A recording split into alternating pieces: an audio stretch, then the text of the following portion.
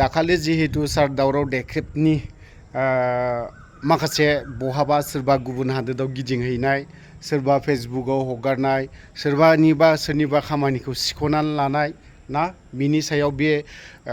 social' पार्टखौ मोनदों जानांगौ गोबाङानो आरो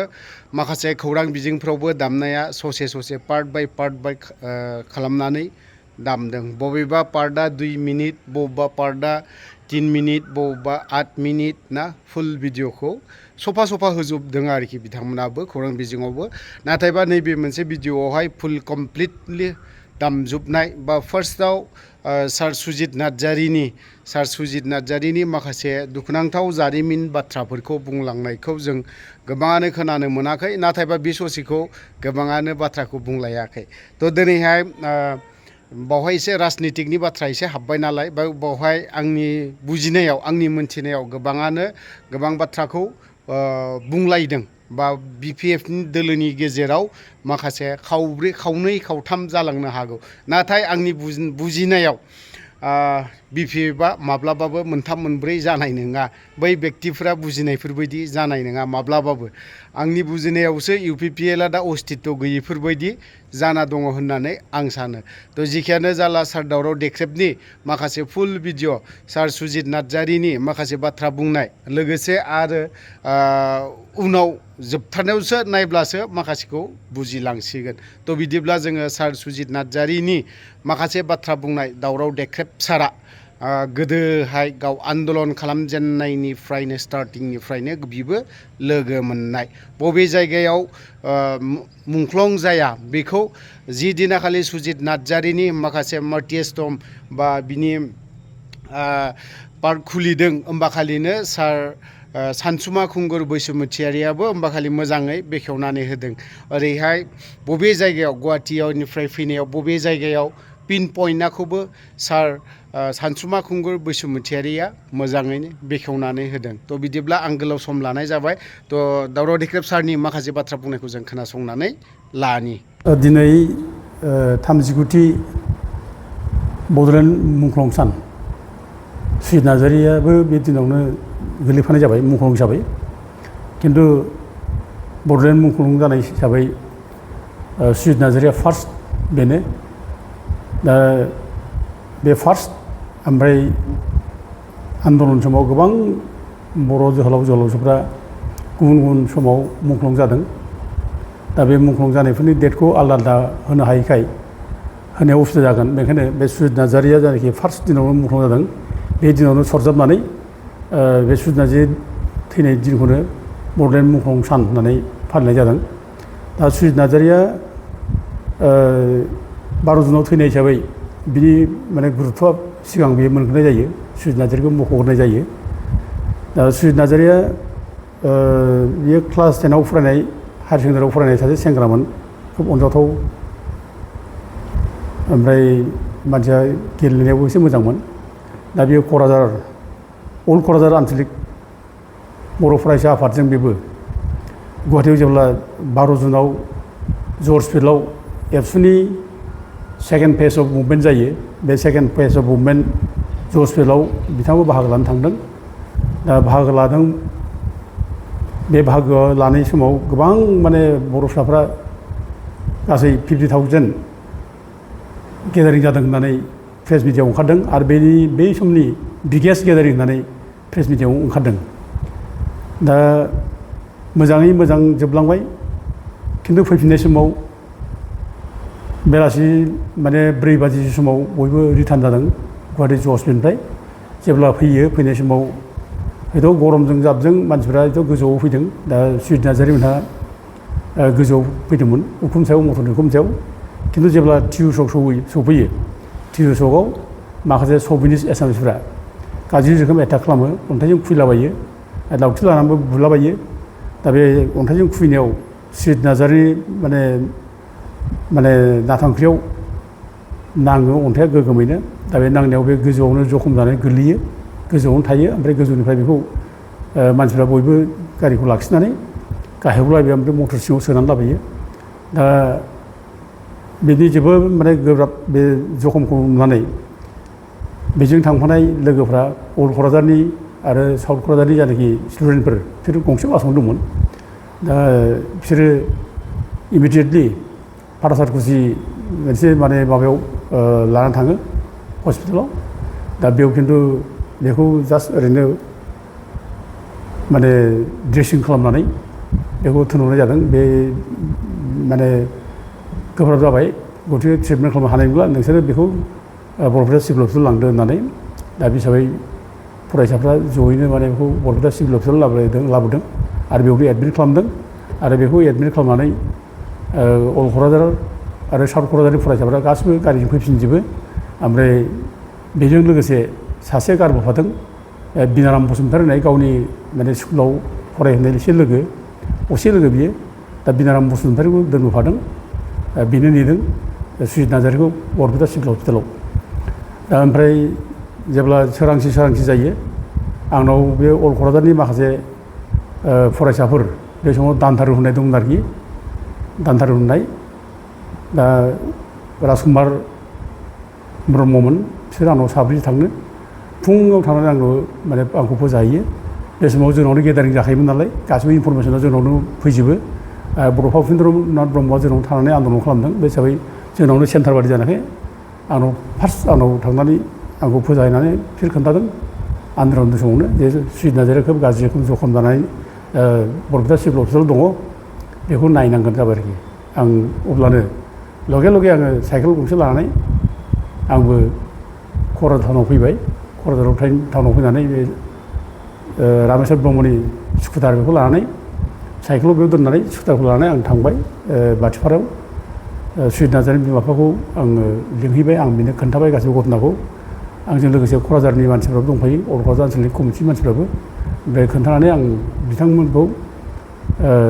बिमा बिफा बिथांमोनखौ आङो माने ट्रेनसिम लाबोनाय जाबाय धुबुरी ट्रेनसिम बे समाव धुबुरी गारि दङ फुङाव 5टासोआव खारो एकमात्र बे समाव कमिउनिकेसना धुबुरी गारिल'मोन दस्रा जेबो गैयामोन आरो जोंहाबो बे समाव गारि घरा जेबो गैया जोबोद आंखाल ओंखायनो आङो धुबुरी ट्रेनाव मानगोनां सुजित नार्जारीनि बिमा बिफाखौ थिखांनानै ओमफ्राय माखासे क'क्राझारनि आनसलिकनि फरायसाफोर माखासे थांफाबाय ओमफ्राय आङो सिकिउरिटिखौ लानानै आङो किशोर बसुमतारीखौ लानानै आङो डाइरेक्ट बरपेटायाव थांनाय जादों आरो बरपेटायाव थांनानै आं जेब्ला थाङो बे समाव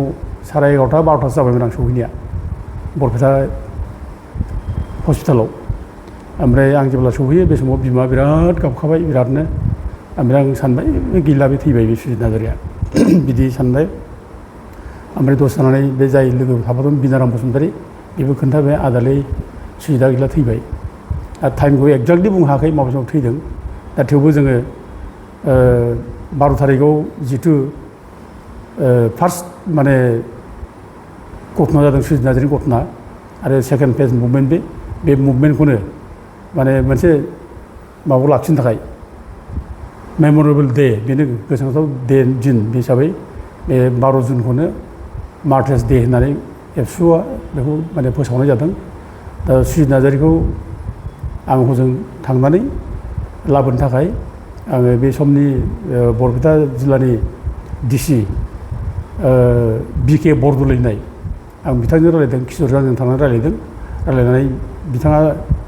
लगेनो जोंखौ बुंदों जे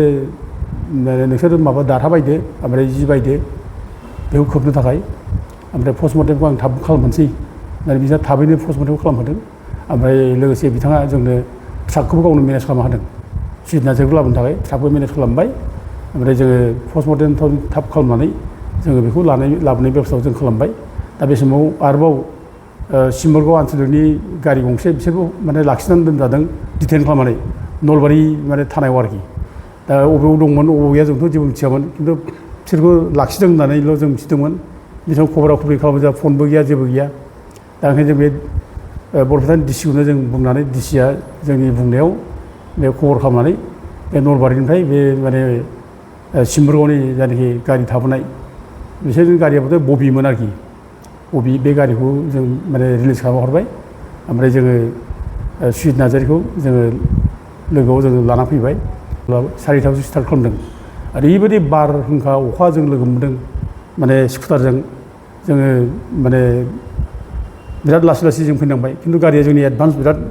माबायाव फैबाय अथ'स' जों बुंखादोंमोन एस्कर्टखौ जाहाथे जोंखौबो नेनानै थाङो होननानै माने बिराद गिलुं गिलुं बिराद गिथाव बाथाव परिबेस बे समाव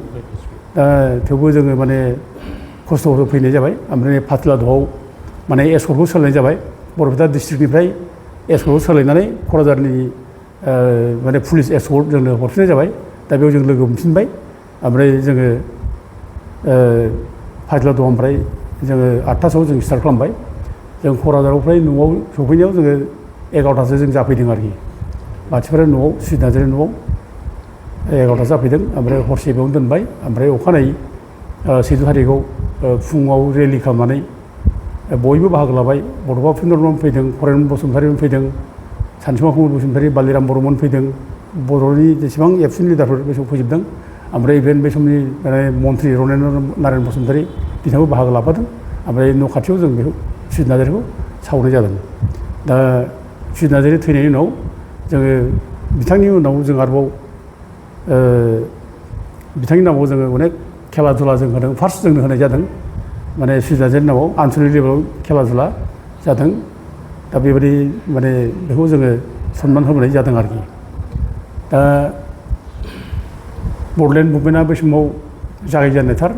दा बड'लेण्ड मुभमेन्टखौ बोरै क्रास खालामनो बोरै बुख्रुबनो बे समाव एजिपि गभर्नमेन्टआ बिराद अयथासार गाज्रि रोखोम अयथासार जिउ खालामदों आरो एजिपि गभर्नमेन्ट समावनो मोनसे थादा केस होननाय बेखौ जाबसिनना होदों जोंनाव थादा TADA टेररिस्ट एन्ड डिस्ट्राक्टिभ एक्ट माने एक्ट होननाय बे आयेनखौ होदों आरो बे आयेनजों खुनु रावबो माने बेल मोना गवा बिराद गोबाव जेलाव थानांगौ दा बे केसजों गोबां मानसिया जेल जानांदों आरो गोबां मानसि थानायाव बुख्रुब जादों नोंसोरनो 50-50 नांगौना होननानै बिदि एखेबारे बिखुं खावसे बुनानै बिराद बुग्लिनाय अयथासार कारेन्ट सक होनाय ओरैबायदि अयथासार बिदि खालामदों जेराव मेनो गावलाबायनाय बिदि माने गोबां माने बुथारनाय गावथारनाय एजिपिनि सिङाव जादों गेंरेप बुंखाबादियाव माने 10 जन गेंरेप आरो बागमारा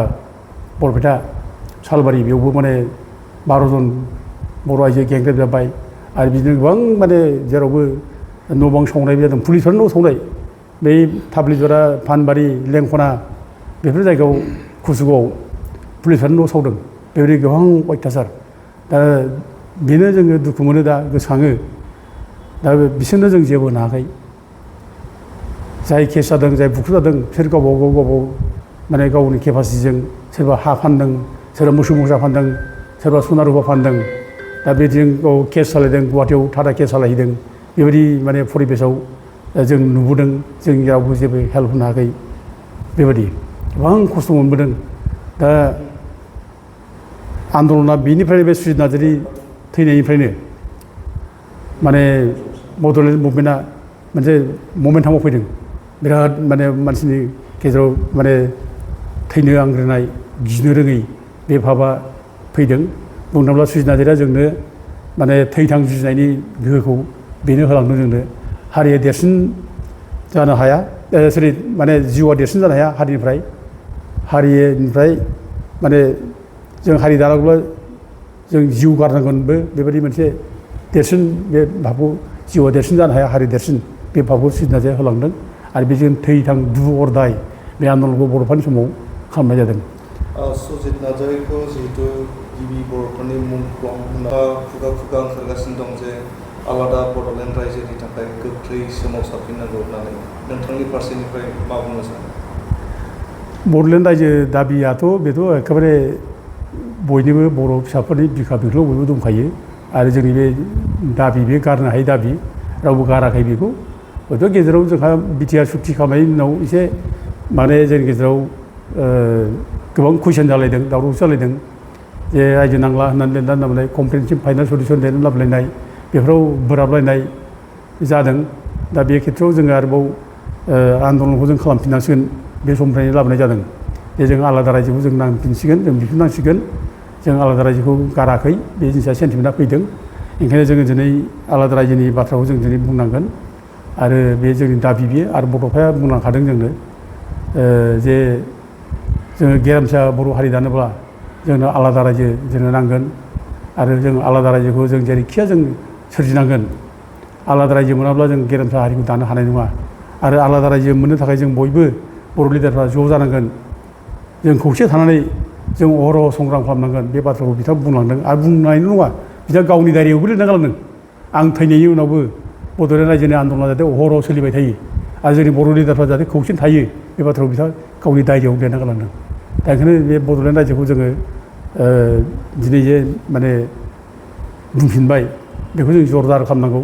आरो जिहेतु जोङो थांनाय 2014आव जिके पिल्लाया दायथ' माने होजादोंमोन भारत सरकारा एनडिए सरकारा माने जिके पिल्लायखौ दायथ' होदोंमोन जे बड'लेण्ड रायजोनि सायाव माने होथाव बिनि फिजिबिलिटिखौ स्टाडि खालामनो थाखाय वान मेन मोनसे कमिटि जिके पिल्लायनि दायथ' होदोंमोन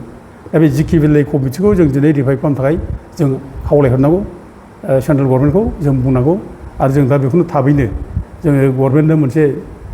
मेम'रेन्डाम हरगोन जिके पिल्लाय कमिटिखौ रिभाइभ खालामनांगौ आरो दायथ' फिननांगौ बे जों दा बाथ्रायाव बुंगोन हयथ' बे समाव भुल जादों जोंनिया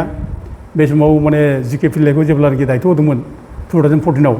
बे समाव जोंना बै समनि एबसुनि दैदेनगिरिफ्रा प्रमद बर'मोनहा उर्खाव गोरा ब्रह्ममोनहा जे रं कनसेपसन बिसोर माने जोंनि बेखौ नाङा जिके पिल्लाय कमिटिखौ जों नाङा होनना बिसोर माने रिजेक्ट खालामदों बिसोरो जिके पिल्लाय गबेक टायार सावलाबायदों बिसोरो बन्द' खालामलाबायदों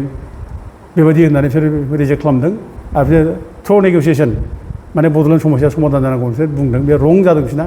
दा दिनै जों बे भुलखौ जों दिनै कारेक्सन खालामनांगौ आरो जों बे माने जिके पिल्लाय कमिटिखौ थाबैनो दाना हरफिननांगौ होननानै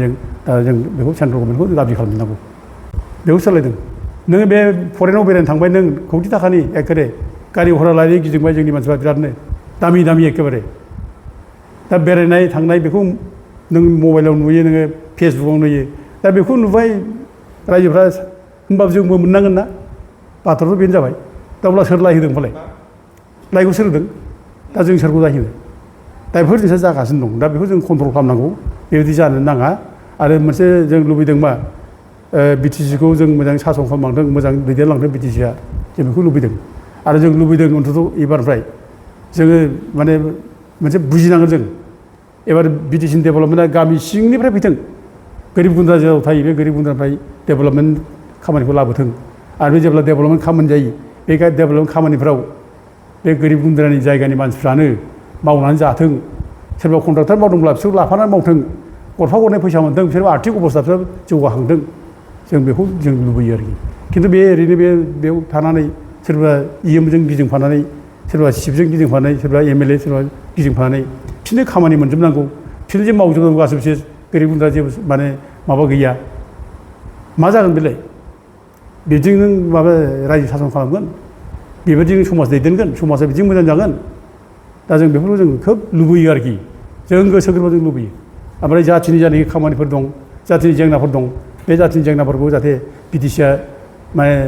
नायलाङो जों बेखौ लुबैयो दिनै हा हुनि जेंना दं गोबांनो दा हाग्रा बंग्रानि जेरै प्रब्लेम फैदों बेफोरखौ जों बोरै समाधान खालामनो रायलाय बयजोंबो रायलाय बयखौबो लिंहरना रायलाय खिन्थु रायलायनोबो जों जुदि मोनलायलायाबा जोंहा जुदि जगाजगआनो गैलायलायाब्ला होमबालाय माथो जाबावनो दा जोंनाव जगाजग लानोब्ला जों बे सिपजों थाफाग्रा माखासे मानसि बेफोरनावसो खबर लाग्रोनो गोनां जायो